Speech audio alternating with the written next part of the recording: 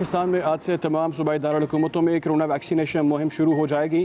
कौमी सतह पर कोरोना वैक्सीन लगाने की मुहिम का आगाज़ गुज़िश्ता रोज़ वज़ीर-ए-आज़म इमरान खान ने कहा कि वैक्सीन अतिया करने पर दोस्त मुल्क चीन के शुक्रगुजार हैं। यकीन दिलाया कि सारे सूबों में वैक्सीन मुनसिफाना तकसीम होगी।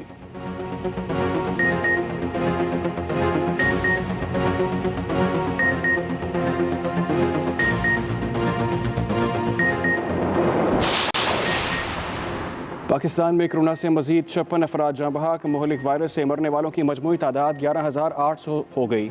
NCOC के मुताबिक 24 घंटों में कोरोना के मजीद 1,384 case report. Fall corona cases की तादाद 33,184 हो गई। 5 लाख से ज़्यादा मरीज सेहतयाब।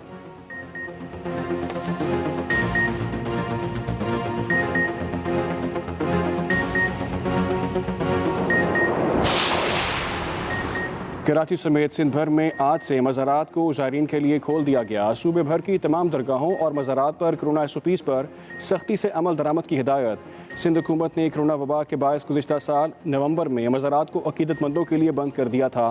पाबंदी हटते ही ज़ायरीन की बड़ी तादाद रूहानी फैज़ हासिल करने पहुँच गई।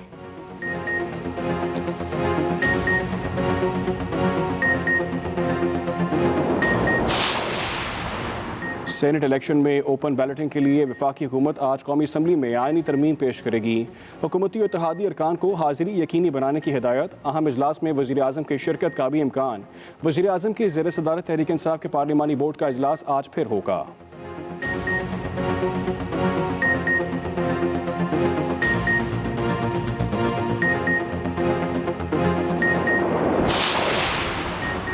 आर्मी चीफ कहते हैं पाकिस्तान और भारत को पुरअमन तरीके से मसला कश्मीर हल करना है। हमारी अमन की ख्वाहिश को कमज़ोरी ना समझा जाए। ISPR के मुताबिक पाक फ़िज़ाइया की ग्रेजुएशन तकरीब में शिरकत के मौके पर आर्मी चीफ ने कहा खित्ते में अमन की ख्वाहिश को हमारी कमज़ोरी ना समझा जाए। पाक फ़ौज हर ख़तरे से निपटने की सलाहियत रखती है।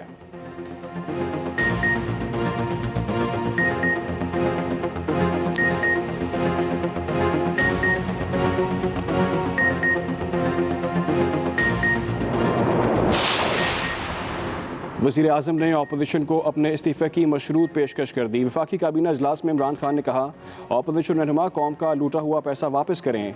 इस्तीफ़ा देने के लिए तैयार हूँ। इस्तीफ़े देने के लिए हिम्मत और जुर्रत चाहिए जो इनमें नहीं। अगर इनमें हिम्मत होती तो NRO करके मुल्क से ना भागते।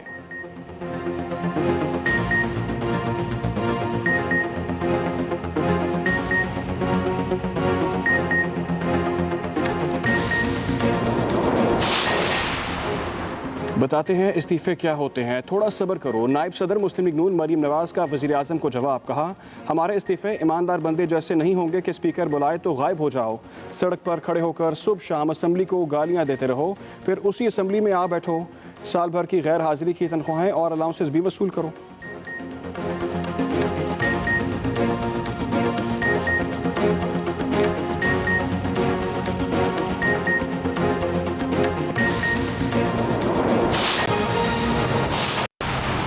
अस्सलामुअलैकुम। एक्सप्रेस न्यूज़ के साथ मैं हूँ अली डार। हेडलाइंस आप जान चुके। न्यूज़ स्टूडियो से फिलहाल के लिए इतना ही। बाखबर रहने के लिए विजिट कीजिए हमारी वेबसाइट express.pk। आप हमें फेसबुक और ट्विटर पर भी फॉलो कर सकते हैं। देखते रहिए एक्सप्रेस न्यूज़ और रखिए हर खबर पढ़ने से।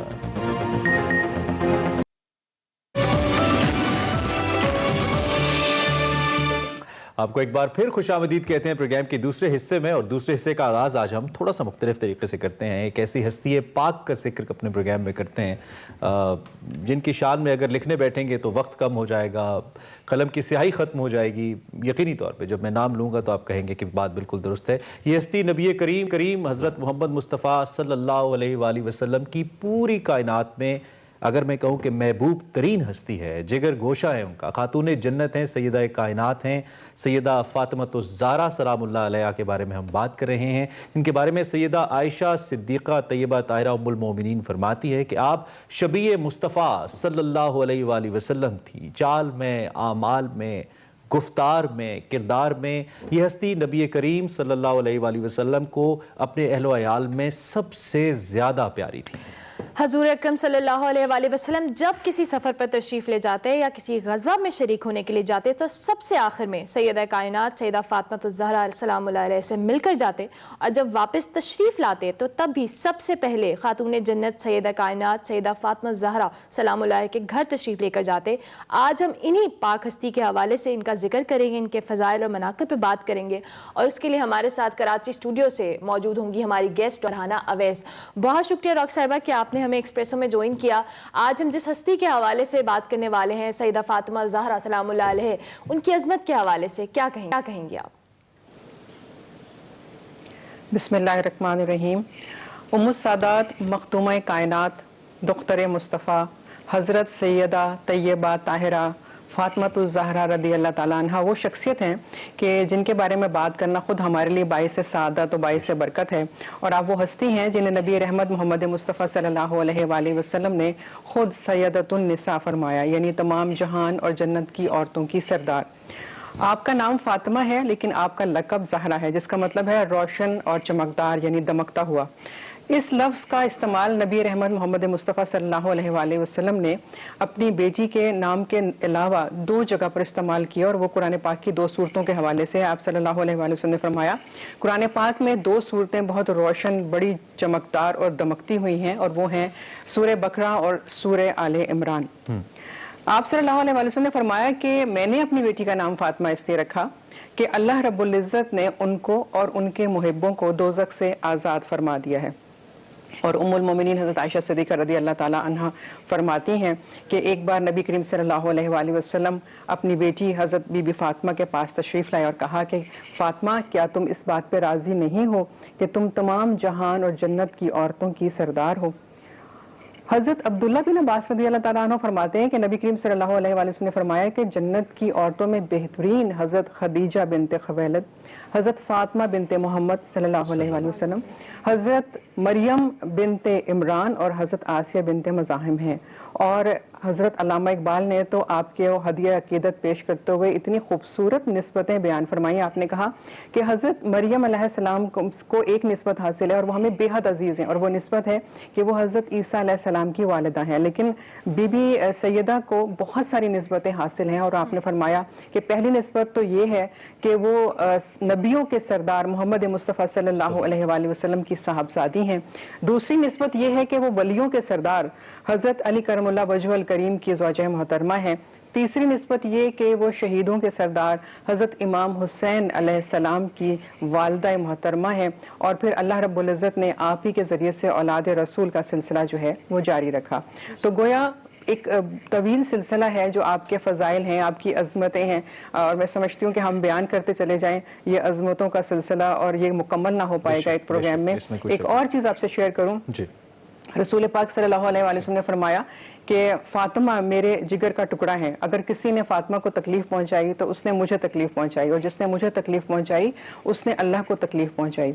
हज़रत सईद खुदरी रज़ी अल्लाह ताला अन्हु फरमाते हैं कि नबी करीम सल्लल्लाहु अलैहि वसल्लम ने फरमाया कि जब फ़ातिमा गज़बनाक होती हैं तो अल्लाह रब्बुल इज़्ज़त गज़बनाक हो जाते हैं, और जब फ़ातिमा राज़ी होती हैं तो अल्लाह रब्बुल इज़्ज़त राज़ी हो जाते हैं। और जैसे इब्तिदा में आपने फरमाया कि रसूल करीम सल्लल्लाहु अलैहि वसल्लम की उनसे मोहब्बत का यह हाल था कि आप कहीं पर भी तशरीफ ले जा रहे होते तो सबसे आखिर में अपनी बेटी फ़ातिमा ज़हरा रज़ी अल्लाह ताला अन्हा से मुलाकात फरमाते, और जब कहीं से वापस आते जी तो सबसे पहले अपनी बेटी से मुलाकात करते। ये तो आपने नबी करीम सल्लल्लाहु अलैहि वसल्लम की ज़ात अक़दस के हवाले से उनका जो ताल्लुक़, उनकी जो मोहब्बत थी बीबी फ़ातिमा रज़ी अल्लाह ताला अन्हा से, उसके हवाले से आपने इज़हार ख्याल किया। मैं चाहता हूँ कि आप बीबी सैयदा की शख्सियत के हवाले से, उनकी शख्सियत पाक के हवाले से भी थोड़ा सा बताइए कि उसके कौन कौन से ऐसे ख़ास थे उनकी शख्सियत के जिसने उनको इतने बड़े दर्जात के ऊपर नबी करीम सल्लल्लाहु अलैहि वसल्लम की साहबजादी होने के अलावा पहुँचाया। और ख़ास तौर पर हमें इस्लाम की जब हम तारीख़ पढ़ें तो हमें बहुत सी ऐसी मिसालें मिलती हैं कि सारी कायनात की नेमतें होने के बावजूद, अली करमुल्लाह वजह जैसा शौहर होने के बावजूद, दुनिया की गुर्बत भी उन्होंने देखी और उस मुफलिसी को मिसाल बनाया दुनिया के लिए कि दुनिया की ज़िंदगी आर्जी है। तो आप ज़रा ज़ात अक़दस के उन ख़ास के हवाले से बताइए जो लोग हमें देख रहे हैं। जी, सैयदा की ज़ात पाक जो है वो बेशुमार खूबियों का मुरक्का है, और इसीलिए आपको बतूल भी कहा जाता है कि दुनिया से बेरग़बती उन्होंने इख्तियार की और हमेशा अल्लाह की रज़ा की खातिर जो है अल्लाह से लौ लगाए रखी, और बहुत सारी खुसूसियात उन्होंने अपने वालिदैन से हासिल की कि वो सब्र और रज़ा का और अल्लाह ताला का शुक्रगुजार बंदों में शामिल होने के लिए, और उसके अलावा वो ज़ुहद व तक़वा में बहुत ज़्यादा जैसे कहना चाहिए बेमिसाल थी। और वो ये तमाम वो खुसूसियात थी जो उन्होंने काशाने नबूवत में अपने वालिदैन से ली थी, और इन्हीं खुसूसियात को लेकर जब वो हज़रत अली करमुल्लाह वजहुल करीम के घर आती हैं तो इसका अमली तौर पर मुज़ाहरा करती हैं। यानी वो तमाम चीज़ें जो उन्होंने अपने बाबा से सीखी, वो तमाम चीज़ें जो अपनी वालदा हज़रत खदीजतुल कुबरा रदी अल्लाह ताला अन्हा से सीखी, उसका इजहार किस तरह से फरमा रही हैं कि घर के तमाम काम कर रही हैं, जिसमें घर की सफाई करना यानी झाड़ू देना भी शामिल है, चक्की पीस रही हैं यानी कि आटा घर में ही पीस